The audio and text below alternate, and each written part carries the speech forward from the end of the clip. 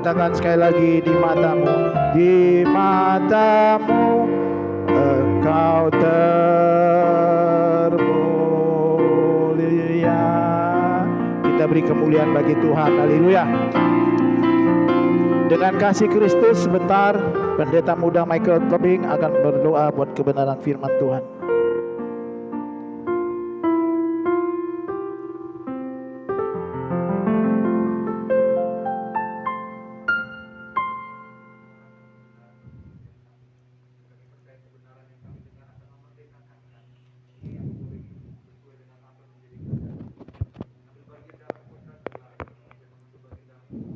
Amin.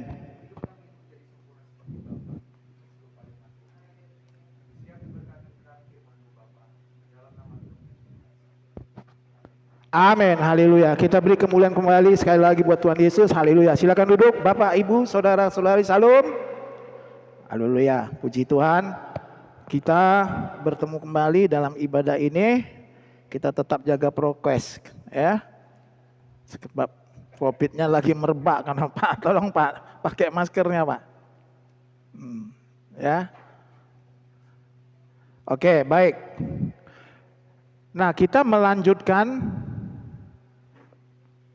pembahasan kita yang kemarin, minggu kemarin, pada hari ini, supaya kita lebih mendalami, lebih komplit, mengerti gitu loh. Keselamatan itu apa, bagaimana dan bagaimana. Maksudnya adalah supaya kita semakin mendalami dan menghayati, bukan hanya sekedar banyak orang Kristen memahami selamat berarti masuk surga. Enggak segitu ya. Terlalu dangkal gitu loh. Anda harus ngerti, keselamatan itu adalah yaitu untuk memperoleh kembali kehidupan kekal bersama-sama dengan Tuhan Bapa kita di surga. Karena awalnya itu manusia diciptakan supaya bisa hidup kekal bersama-sama dengan Bapa di surga. Itu sebenarnya gitu loh, bukan mati. Kematian itu akibat gara-gara Adam dan Hawa jatuh dalam dosa. Rancangannya bukan seperti itu. Rancangannya hidup bersama Bapa, kekal selama-lamanya bersama-sama dengan Tuhan Yesus. Nah, oleh karena itu kita harus belajar lebih dalam lagi maknanya. Pengertian keselamatan yang lebih dalam lagi, lebih konkret, supaya kita memahaminya, bukan hanya sekedar. Banyak orang Kristen kan berpikir kalau selamat berarti udah masuk surga.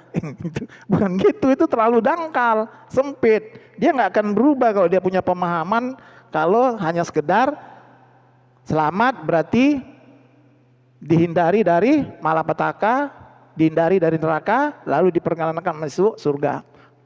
Kalau pengertian dia dangkal seperti itu, orang Kristen itu pasti dia nggak akan melakukan apa-apa dalam hidupnya.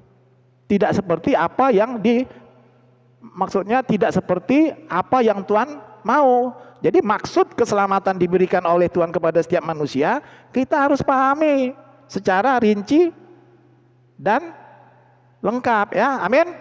Nah, makanya kita berangkat. Diulang lagi ya, ini penting karena selama ini kan pemahaman kita tentang keselamatan itu udah kabur gitu loh. Jadi kita harus ulang alik karena irama kita selama ini kan salah gitu loh. Perhatiin deh, rata-rata orang Kristen kalau ditanya pasti dia merasa udah pasti masuk surga karena hanya bermodal beragama Kristen sebenarnya. Gitu loh. Ya, oke, kita mulai urut ya. Buka Kejadian 1 ayat 26. Jojo. Kejadian 1 ayat 26. Kejadian 1 ayat 26.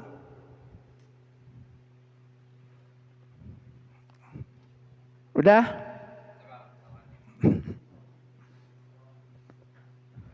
Kejadian 1 ayat 26. Oke, demikian firman Tuhan.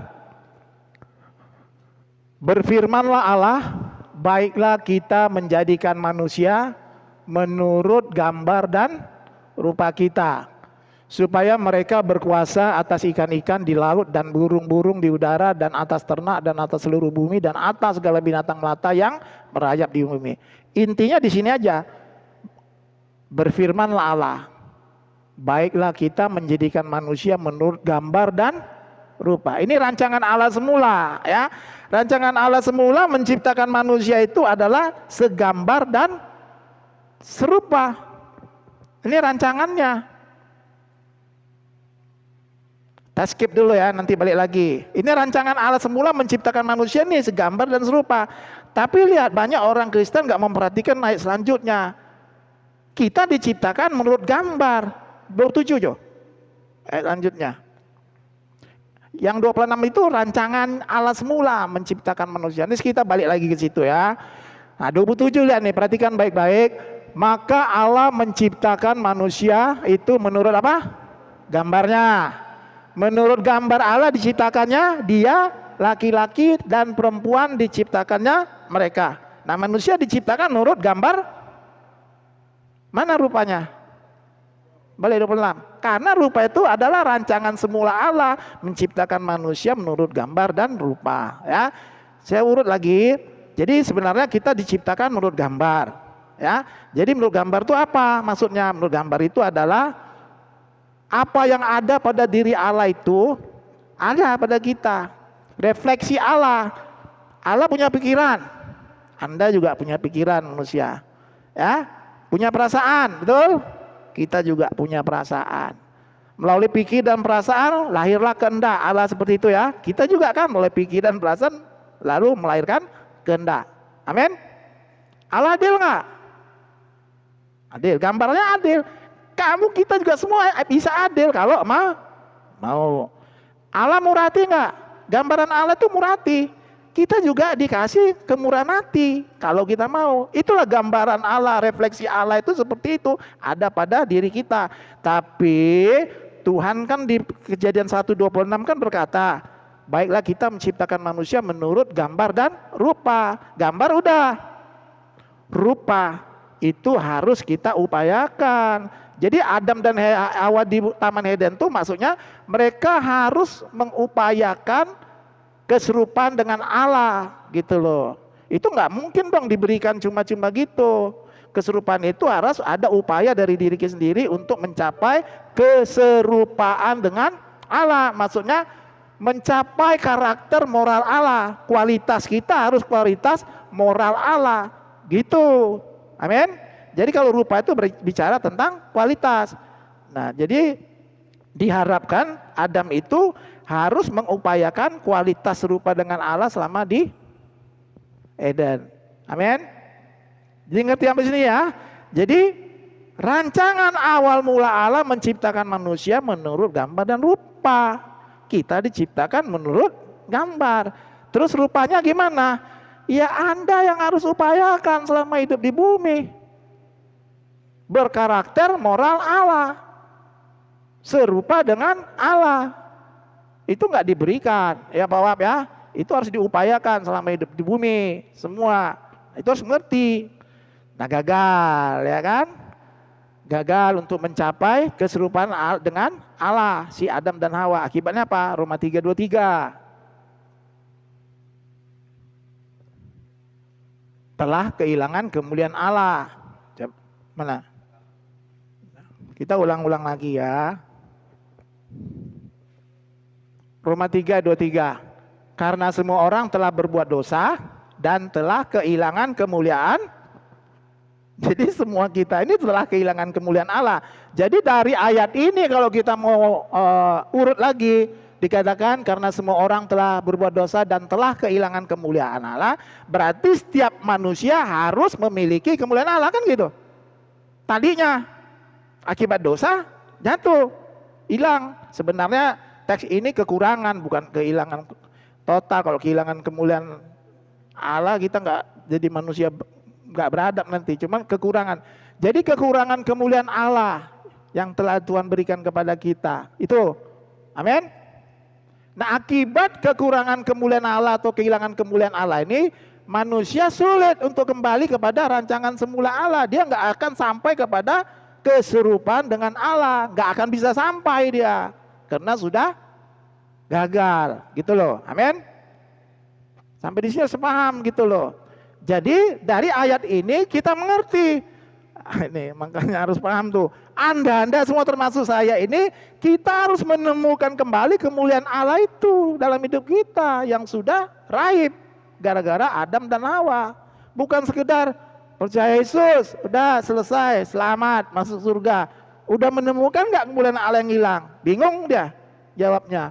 Nggak bisa gitu, nggak boleh dangkal. Ya Pak Abin, kita ini semua udah kehilangan kemuliaan Allah. Berarti ayatnya mengatakan apa? Anda harus memiliki kemuliaan Allah. Temukan itu dalam hidupmu selama hidup di bumi gitu. Amin.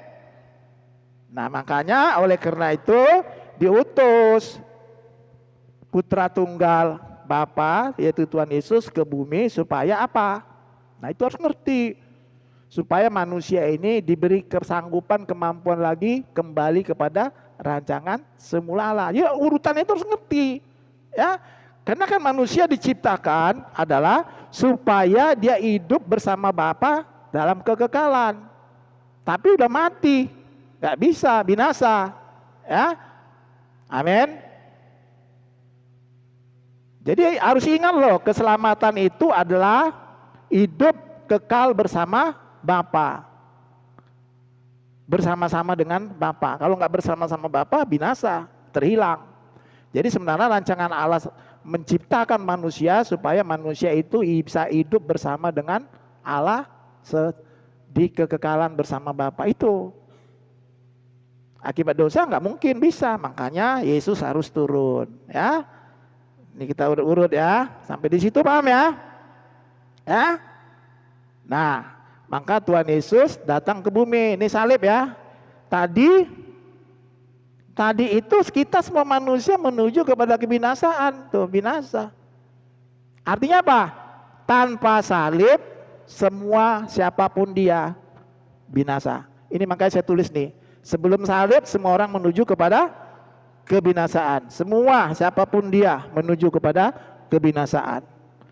Ada Yesus turun maka posisinya sudah berubah. Makanya dibilang Yohanes 1 ayat 29, lihatlah anak domba manusia yang menghapus dosa dunia. Nah, jadi salib ini menghapus semua dosa manusia. Jadi apa? Nah ini Anda harus ngerti, posisimu sudah diselamatkan. Artinya sudah diselamatkan bukan berarti komplit otomatis terus. Nah banyak orang Kristen berpikir sudah diselamatkan pasti masuk surga kita nih berarti.